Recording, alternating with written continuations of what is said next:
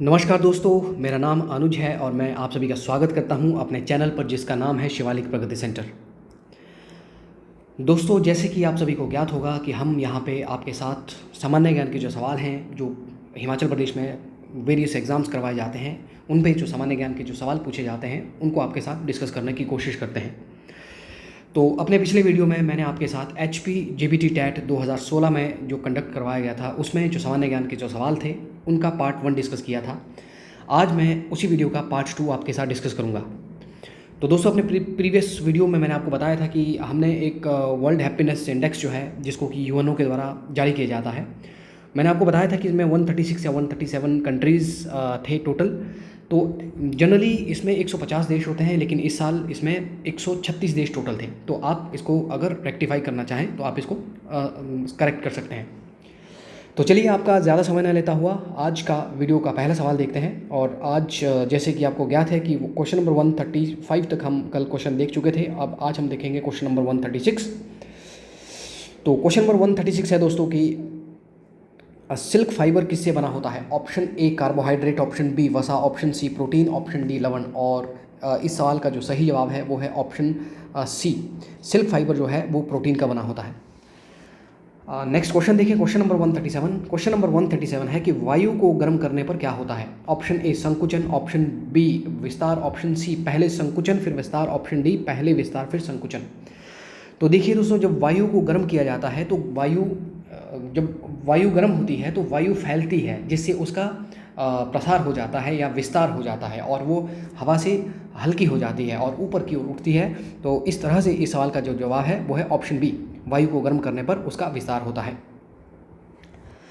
Question number 138 है दोस्तों कि पानी को अवशोषित करने की क्षमता किस मिट्टी में सर्वाधिक होती है? ऑप्शन ए रेतीली मिट्टी, ऑप्शन बी चिकनी मिट्टी, ऑप्शन सी दुमट्टी मिट्टी, ऑप्शन डी रेतीली और दुमट्टी मिट्टी का मिश्रण। तो इस सवाल का जो सही जवाब है वो है ऑप्शन बी दोस्तों। पानी को अवशोषित करने की क्षमता चिकनी मिट्टी में होती है, क्योंकि चिकनी मिट्टी के जो कण हैं वो बहुत ही महीन होते हैं, जिस कारण जल को धारण करने की क्षमता उनके बहुत ज़्यादा हो जाती है, जिस कारण इसी वजह से वो चिपचिपी होती है। नेक्स्ट क्वेश्चन अगर हम देखें, क्वेश्चन नंबर 139 है दोस्तों कि पौधों के किस भाग द्वारा पानी परिवहित किया जाता है? Option A xylem, option B phloem, option C stomata, option D जड़ तंत्र। और इस सवाल का जो सही जवाब है वो है ऑप्शन ए। पानी का परिवहन जो है दोस्तों, पानी का परिवहन पौधों में जड़ों से पानी का परिवहन पौधों में जड़ों से पत्तियों की तरफ को होता है। और ये जो पानी का परिवहन करने में पेड़ों में जो कनेक्टिंग टिश्यू होता है जाइलम, तो जाइलम पानी का परिवहन करता है। इसके अलावा जो फ्लोएम है, फ्लोएम पौधों में खाने का परिवहन करता है। फ्लोएम पौधों में खाने का परिवहन देखें दोस्तों, पेड़ों में जो खाना बनता है ये पत्तियों में बनता है। पेड़ों में खाना जो बनता है वो पत्तियों में बनता है। पत्तियों से जड़ों की तरफ को खाने का परिवहन होता है, जिसको फ्लोएम के द्वारा किया जाता है। और पानी का परिवहन जड़ों से पत्तियों की तरफ होता है। सवाल एग्जाम में ज़रूरी है। और यदि आपको सवाल पूछा जाए कि पानी का वाष्पीकरण जो होता है पेड़ों से, पत्तियों से पानी का जो वाष्पीकरण होता है, तो वो वाष्पीकरण जो होता है वो स्टोमेटा के थ्रू होता है। और अगर आपको सवाल पूछा जाए कि पानी का अवशोषण जड़ों में किसके द्वारा किया जाता है, तो जड़ों में जो रूट हेयर हो जाते हैं, रूट हेयर यानी कि इनको हम कह सकते हैं मूल रूट हेयर को हम कहते हैं मूल रोम, इनको कहा जाता है। तो ये भी आपको एग्जाम में सवाल पूछे जा सकते हैं। These are very important questions according to your exam. Next question है दोस्तों क्वेश्चन नंबर 140 और क्वेश्चन नंबर 140 है, मानव शरीर में वृक्क का कार्य क्या है? ऑप्शन ए पोषण, ऑप्शन बी श्वसन, ऑप्शन सी उत्सर्जन, ऑप्शन डी परिवहन। तो इस सवाल का जो सही जवाब है वो है ऑप्शन सी, वृक्क का कार्य है उत्सर्जन। देखें दोस्तों, अगर आपको सवाल पूछा जाए यूरिया का उत्सर्जन पौधे के किस भाग से होता है, माफ़ कीजिएगा, और यूरिया का उत्सर्जन हमारे शरीर में किस अंग से होता है, तो यूरिया का उत्सर्जन होता है वो वृक्क यानी कि किडनी से होता है। वृक्क को हम किडनी कहते हैं। तो वृक्क का कार्य है उत्सर्जन। अगर आपको सवाल पूछा जाए हमारे शरीर में खाने तथा ऑक्सीजन का परिवहन कौन करता है, तो खाने तथा ऑक्सीजन का परिवहन हमारे शरीर में ब्लड के द्वारा किया जाता है, आरबीसी के द्वारा ये किया जाता है। तो चलिए अगला क्वेश्चन देखते हैं, क्वेश्चन नंबर 141। और क्वेश्चन नंबर 141 है कि चंद्रमा पर गुरुत्वीय त्वरण का मान पृथ्वी के गुरुत्वीय त्वरण का मान का कितना प्रतिशत होता है, ये आपको सवाल पूछा गया है। Option A 1/10, option B 1/15, option C 1/6, option D 1/4। तो इस सवाल का जो जवाब है वो है ऑप्शन सी। चंद्रमा पर जो गुरुत्वीय मान है वो पृथ्वी के गुरुत्वीय मान का 1/6वां हिस्सा होता है। दोस्तों एग्जाम में कई बार ये सवाल पूछा जा चुका है। चंद्रमा से आपको और भी कई सवाल पूछे जाते हैं। जैसे आपको सवाल पूछा जा सकता है कि जो चंद्रमा है वो पृथ्वी की परिक्रमा कितने समय में करता है।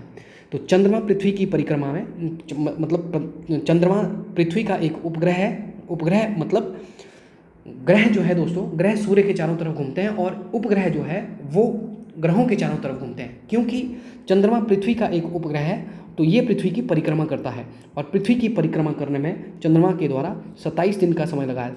टोटल 27 दिन 6 घंटे का समय चंद्रमा जो है पृथ्वी का एक परिक्रमा करने में लगाता है।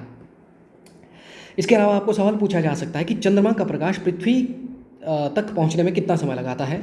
तो चंद्रमा का प्रकाश पृथ्वी तक पहुंचने में तकरीबन 1 मिनट 3 सेकंड का समय लगाता है। आपको एग्जाम में कई बार ये सवाल पूछा जा चुका है। सो नेक्स्ट क्वेश्चन देखते हैं। नेक्स्ट क्वेश्चन है, एक और बात आप ध्यान रखें दोस्तों, जो ग्रह होते हैं और जो उपग्रह होते हैं, ग्रह और उपग्रह जो है इनका स्वयं का प्रकाश नहीं होता। अगर आपको सवाल पूछा जाए कि चंद्रमा क्यों चमकता है, या शुक्र ग्रह जिसको हम सांझ का तारा या भोर का तारा भी कहते हैं, अगर आपको सवाल पूछा जाए कि शुक्र ग्रह किस कारण चमकता है, तो चंद्रमा और शुक्र ग्रह जो है ये सूर्य के प्रकाश के कारण ही चमकते हैं। सूर्य का प्रकाश उनकी सतह से परिवर्तित होता है, जिस कारण हमें वो चमकते हुए दिखाई देते हैं। नेक्स्ट क्वेश्चन है क्वेश्चन नंबर 141, क्वेश्चन नंबर 142। और क्वेश्चन नंबर 142 है दोस्तों कि वायुमंडलीय दाब को किस यंत्र के द्वारा मापा जाता है। Option A barometer, option B hygrometer, option C thermometer, option C बेसिलोमीटर। और इस सवाल का जो सही जवाब है वो है ऑप्शन ए दोस्तों। वायुमंडलीय दाब को बैरोमीटर के द्वारा मापा जाता है। और इसके अलावा अगर आपको हाइग्रोमीटर पूछा जाए तो हाइग्रोमीटर जो है ये जो हवा में नमी को नापता है, हवा में नमी या फिर मैं कहूँ जलवाष्प की मात्रा को ये हवा में मापता है।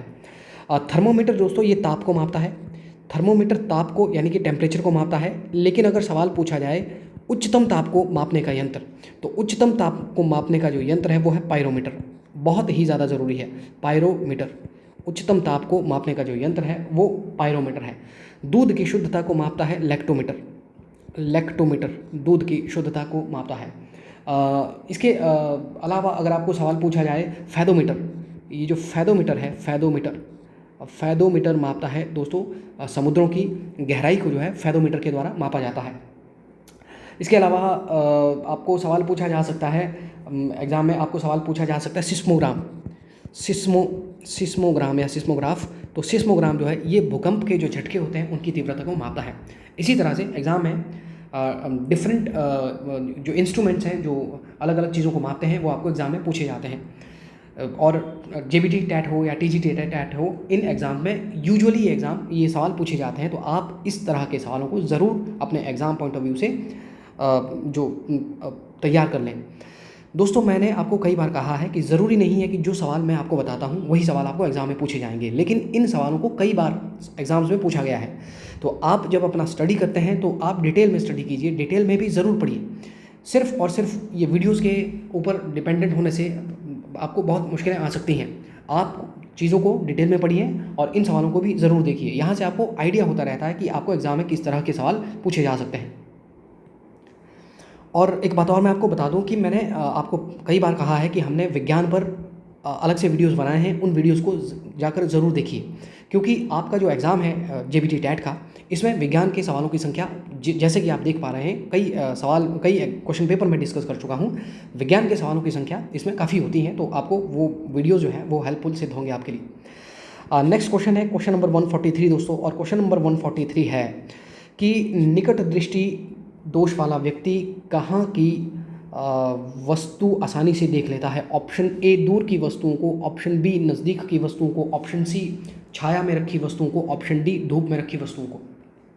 तो देखिए दोस्तों, जो निकट दृष्टि दोष वाला व्यक्ति है वो निकट की वस्तुओं को साफ साफ देखता है और दूर की वस्तुओं को नहीं देख सकता।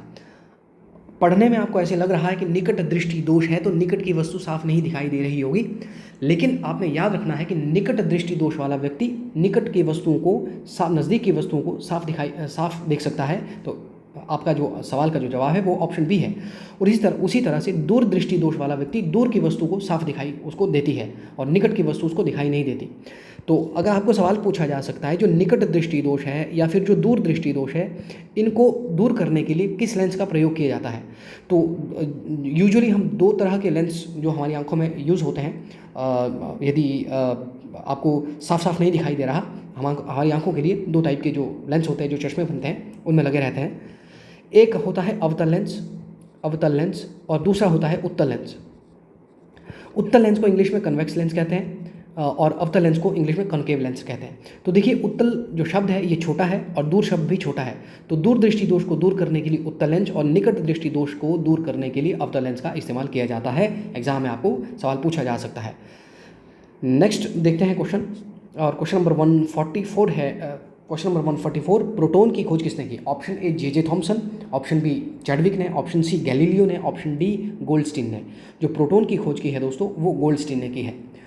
इन ऑप्शन में ऑप्शन डी जो है वो सही जवाब है। जे थॉमसन ने दोस्तों, जे थॉमसन ने इलेक्ट्रॉन की खोज किया, इलेक्ट्रॉन की खोज की जे थॉमसन। और जेम्स चैडविक ने न्यूट्रॉन की खोज की। इलेक्ट्रॉन, प्रोटॉन, न्यूट्रॉन जो है ये एक परमाणु के घटक हैं।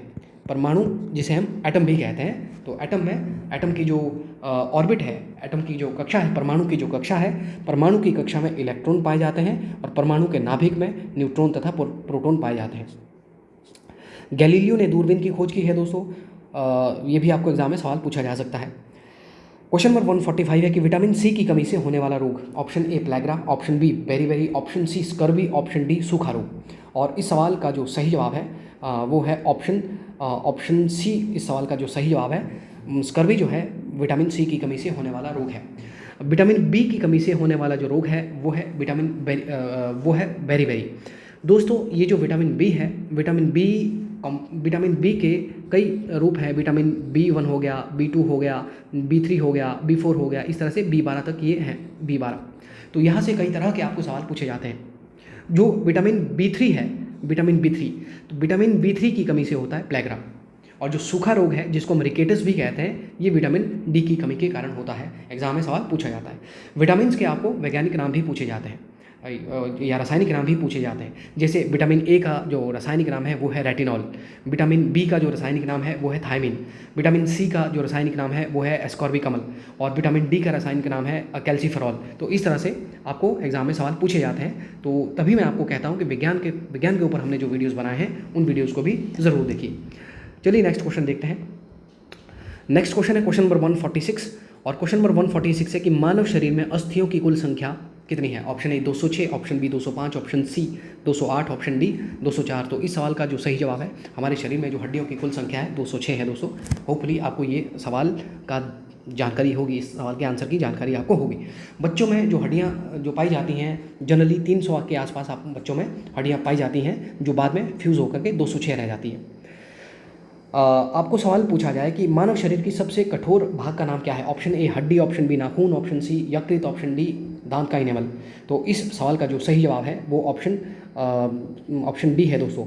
हमारे दांत में जो दांत की जो सबसे बाहरी परत है, दांतों में 3 परत पाई जाती हैं, 3 परतें अलग अलग पाई जाती हैं। जो सबसे बाहरी परत है उसका नाम है इनेमल। तो ये भी आपको सवाल पूछा जा सकता है, दांतों की सबसे बाहरी परत का नाम क्या है? तो वो इनेमल है। और हमारे शरीर का सबसे कठोर भाग भी इनेमल ही है। दांतों की जो मध्य की जो परत है उसका नाम है डेंटाइन। और यदि आपको सवाल पूछा जाए हमारे शरीर की सबसे कठोर या सबसे बड़ी हड्डी, तो इस सवाल का जो जवाब होगा वो होगा फीमर। फीमर जो है ये जांघ की हड्डी है, थाई में ये हड्डी पाई जाती है। नेक्स्ट क्वेश्चन देखें, क्वेश्चन नंबर 148 है दोस्तों। क्वेश्चन नंबर 148 है कि सर्वग्राही रुधिर वर्ग का नाम क्या है? Option A B, option B A, option C B, option D O. तो सर्वग्राही जो ब्लड ग्रुप है वो है ऑप्शन ए बी जो है ये सर्वग्राही ब्लड ग्रुप है, और जो ओ है ये सर्वदाता है। सर्वदाता। ध्यान रखिए, जब ब्लड रिसीव करने की बारी आएगी तो ओ जो जिसका ब्लड ग्रुप होगा वो सिर्फ जिनका ब्लड ग्रुप ओ है उन्हीं से ब्लड ले सकता है, लेकिन ब्लड को डोनेट जब किया जाता है, रक्त को दान जब किया जाएगा तो सभी को दान देगा। तो लेकिन जो विटामिन माफ़ कीजिएगा, जो ब्लड ग्रुप है ए बी, तो ये जब रक्त को दान करने की बारी आएगी तो ये सिर्फ और सिर्फ ए बी को दान करेगा, लेकिन जब रक्त को रिसीव करने की बारी आएगी तो ये सभी से ब्लड लेगा, इसीलिए इसको सर्वग्राही कहा जाता है।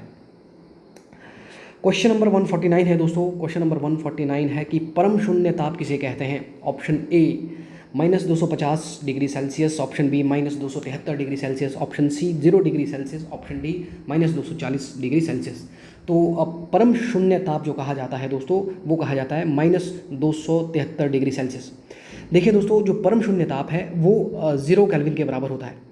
परम शून्य ताप जो है वो 0 केल्विन के बराबर होता है। ये भी आपको सवाल पूछा जा सकता है। अगर आपको ध्यान हो दोस्तों, जो 0 डिग्री सेल्सियस है, 0 डिग्री सेल्सियस 273 केल्विन के बराबर होता है, और अभी मैंने आपको बताया कि जो परम शून्य ताप है वो 0 केल्विन के बराबर होगा। तो यहाँ से यदि मुझे 0 केल्विन निकालना हो तो मैं दोनों जगह से 273 माइनस कर दूंगा। तो यहाँ पे भी मैं 273 माइनस कर दूंगा, 0 - 273 और 0 - 273 डिग्री, और यहाँ पर 273 केल्विन माइनस 273 अगर मैं करूँगा तो ये हो जाएगा हमारा शून्य, और ये होगा यहाँ पे 0 केल्विन, और ये हो जाएगा यहाँ पे -273 डिग्री सेल्सियस। तो परम शून्य ताप है वो 0 डिग्री सेल्सियस के बराबर होता है। माफ़ कीजिएगा, परम शून्य ताप जो है वो -273 अगर मैंने कहा हो तो 273 -273 डिग्री सेल्सियस के बराबर ये होता है। इसके अलावा दोस्तों आपको सवाल पूछा जा सकता है, जैसे आपको सवाल पूछा जा सकता है 0 डिग्री सेल्सियस कितने के बराबर होता है? वो 273 डिग्री केल्विन के बराबर होता है। आपको सवाल पूछा जाए हमारे शरीर का तापमान होता है 37 डिग्री सेल्सियस, लगभग 37 डिग्री सेल्सियस हमारे शरीर का तापमान होता है। तो आपको सवाल पूछा जा सकता है कि 37 डिग्री सेल्सियस कितने केल्विन के बराबर होता है? तो हम 273 में 37 जोड़ देंगे तो ये 310 केल्विन के बराबर होगा, 310 केल्विन के ये बराबर हो जाएगा। आपको सवाल पूछा जा सकता है 37 डिग्री सेल्सियस जो है कितने फ़ारेनहाइट के बराबर होता है? तो 98.4 डिग्री फ़ारेनहाइट के बराबर 37 डिग्री सेल्सियस होता है। तो सेल्सियस को फ़ारेनहाइट में कन्वर्ट करना आपको आना चाहिए, फ़ारेनहाइट को सेल्सियस में कन्वर्ट करना आना चाहिए, सेल्सियस को केल्विन में कन्वर्ट करना आपको आना चाहिए। एग्जाम में आपको यूजुअली इस तरह के सवाल कई बार पूछे जा चुके हैं, आपको भी पूछे जा सकते हैं। क्वेश्चन नंबर 150 है कि विश्व जनसंख्या दिवस कब मनाया जाता है? ऑप्शन ए 5 जून, ऑप्शन बी 11 जुलाई, ऑप्शन सी 10 अगस्त, ऑप्शन डी 9 मई।